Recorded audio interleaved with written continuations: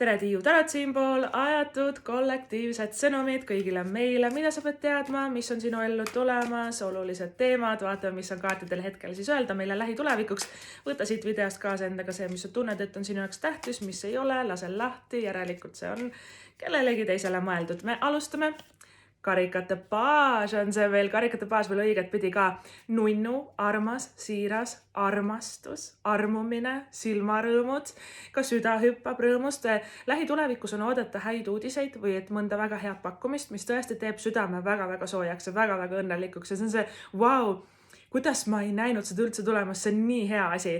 Karikate paas on nagu selline, ta võib tulla sõprade kaudu, ta on hästi armas kaart sõpruses ja eelkõige ennekõike ikkagi nagu paarisuhetes, et vallalised karikate paas tähendab, et sul tuleb uus silmarõõm.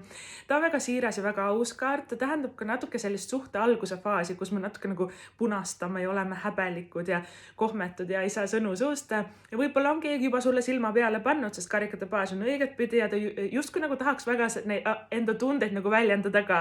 Kes on suhtes, karikate paas tihti ennustab muide ka perelisa, laste saamist, kuna ta on ka lapse kaart ja et kes on sellel teekonnal või kelle see oluline sõnum, palju õnne, väga äge.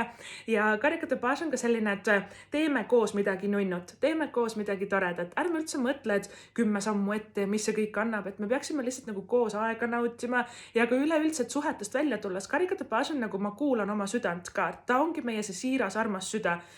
Kes ma olen, mis ma nagu teha tahaksin, mis mulle rõõmu toob, äkki maalimine, äkki enda äri alustamine, äkki ma tahan hoopis rohkem puhata, äkki ma tahan reisile minna, äkki ma tahan nagu kirjutada raamatut. Karikate paas on nunnu. Ta on südamlik, ta on loominguline, ta on vahva, ta on andekas, eks ole, et natukene, et me peame tegema asju, mis meid ka õnnelikuks teevad, muidu me oleme kogu aeg selles orava rattas, et arved on vaja maksta ja tööl on vaja käia seda ja toda, et me peaksime karikate baasiga leidma hetki, kus me oleme nagu tõesti, ma olen nii õnnelik, ma teen nii lahedat asja, vaata selliseid mõnusaid, toredaid hetki ja tead, oluline on see, et sul on seda hetkel, selles hetkes olles nagu lahe teha, mitte see, et mis see kõik annab ja kus see kõik välja viib.